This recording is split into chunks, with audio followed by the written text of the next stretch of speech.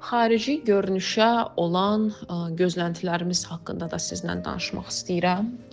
Bizim kontekstdə bu daha çox arıqlamadır, amma birazdan bu mövzuya gələcəm. Ümumiyyətlə xarici görünüşə çox gözlənti yüklənilib.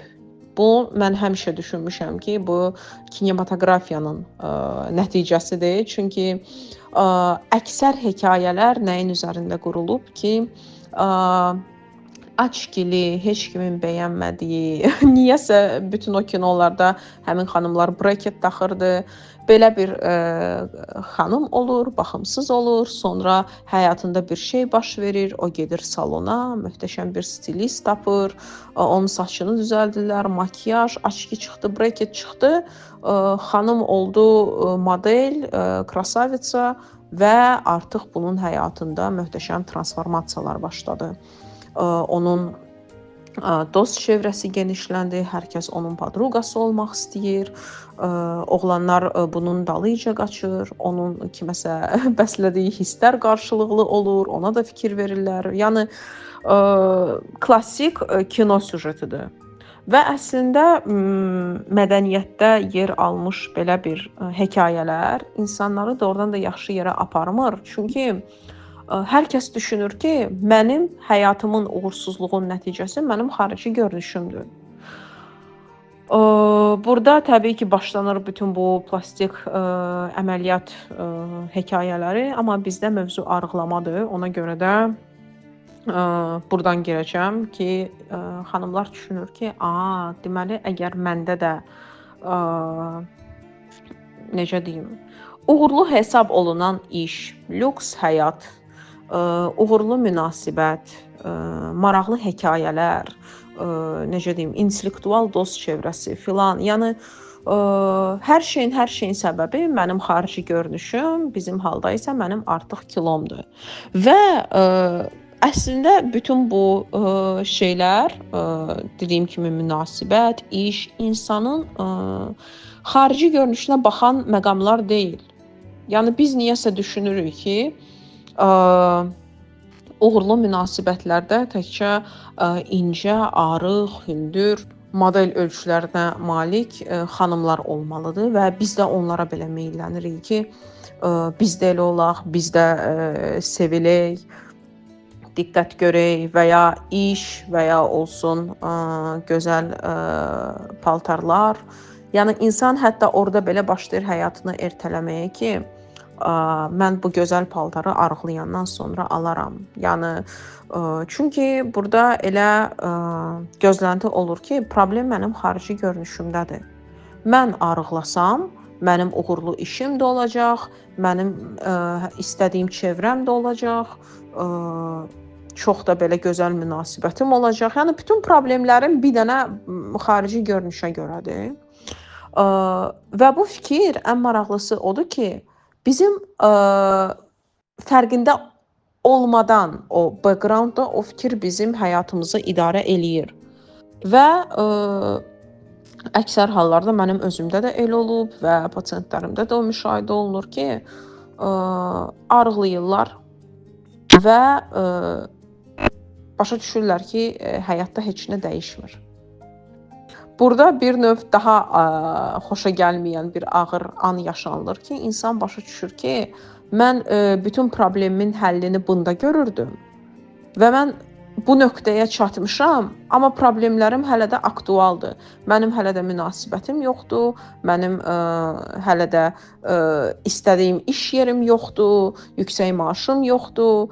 Və bu insanları lap belə pis eləyir. Onlar sonra necə olur? Ya başlanır ki, deməli mənim xarici görünüşüm yetəri qədər yaxşı deyil və artıq dediyim kimi o əməliyyat filan müdaxiləsi ki, nəinki stopu yoxdur, heç vaxt ucu bucağı olmayacaq. İnsan özünə nə qədər baxırsa, o qədər də qüsur tapacaq. Və yəni mediadan filan özünüz görürsünüz ki, çox nadir hallarda kimsə birinci əməliyyatdan sonra deyir ki, bu sondur. Yəni onun ardı gedir. Ya belə fikir olur, dediyim kimi, ya da ümumiyyətlə insan düşür depressiyaya, şoka ki, mən ümumiyyətlə onda bu həyatdan heç nə bilmirəm də, əgər mənim problemim həll olunmursa. Ona görə də yenə də bunu da biz dərk etməliyik ki, bizim həyatda istədiyimiz şeylər nədən qaynaqlanır? Bir dənə gözəl tapşırıq var. Bunu bütün arıqlamaq istəyən insanlara mən tövsiyə eləyirəm, etsinlər ki, oturub minimum 10 dənə səbəb yazsınlar ki, mən niyə arıqlamaq istəyirəm. Çünki orada xəritə daha aydın olacaq və siz artıq real məqsədinizi orada izləyə biləcəksiniz.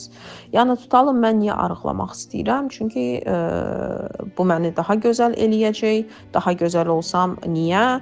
Daha özgüvənli olacağam. Mənim niyə bu özgüvənə ehtiyacım var və artıq bunun səbəbləri də, yəni iş üçün, yenə də deyirəm, qarşı cinsin diqqəti üçün və s. Yəni hər kəsdə bu motivasiya başqadır, amma axırda gəlir çıxırıq dediyim kimi ya iş məsələsinə, ya münasibət məsələsinə, ya başqa bir məsələyə, müstəqilliyə kimi də və son məqsədlə ilk istəyə baxanda ki, deyək də ki, mən yüksək maaş almaq istəyirəm.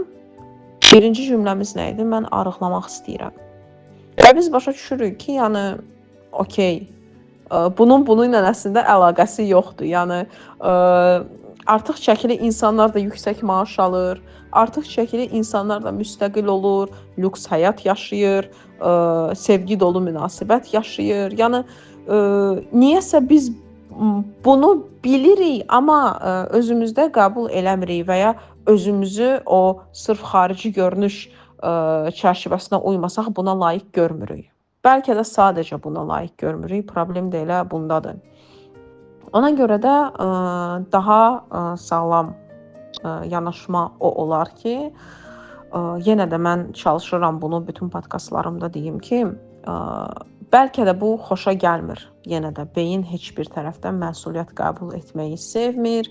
Çünki bu onun üçün artıq komfort zonasından çıxışdır və belə bir fakt var ki, beyin ona tanış olmayan hər şeyi təhlükə kimi qəbul edir. Ona görə də bunlardan qorxmaq lazım deyil. Sadəcə artıq elə bir pilləyə gəlib çatmaq lazımdır ki, biz bu şok hissəni, üzüntü hissəni artıq ötəy keçək. Çünki bu bizə doğrudan da heç nə verməyəcək. Sadəcə sinir hüceyrəmiz stres nəticəsində öləcək və belə də ki, zaman etkisi olacaq. Ona görə də o hissəni ötüb keçib srazu həllə gəlmək lazımdır. Ki, tutalım, mən yüksək maaş istəyirəm, mən bunun üçün əslində nə etməliyəm? Yəni, mən kilo atdıqdan sonra heç kim deməyəcək ki, malades, al sənə plus 500 manat, bu da sənin premiyan. Yəni, belə bir şey olmayacaq. Ona görə də artıq biz orada fokusumuzu real məqsədlərə qoymalıyıq ki, mən maaş artımı istəyirəmsə, mən kvalifikasiyamı artırmalıyam, bəlkə də bu barədə artıq qeyb rəhbərliyimlə danışmalıyam və s. Eynisi də münasibətdə, yəni inanın ki, arıqlamaq deyil də məsələ. Yəni arıqlamaq əslində bu arıqlamaq üçün motivasiyamız həqiqətən sağlamlıq olmalıdır. Və burada ayrı mövzu olacaq təbii ki. Bunu hələ çalışacağam növbəti podkastda deyim. Motivasiya sağlam olmalıdır. Biz əslində o standartlara uymaq üçün, o bayaq dediyim məsələlərə nail olmaq üçün arıqlamaq istəyiriksə, amma biz bunu özümüzə aldadaraq deyiriksə ki, yox, sağlamlıqdır filan, inanın ki, biz onu həqiqətən əldə eləyə bilməyəcəyik. Amma əgər biz deyiriksə ki, mən bu bədənimi sevirəm, amma bu bədənim hal-hazırda əziyyət çəkir. Mənim ayaqlarım əziyyət çəkir.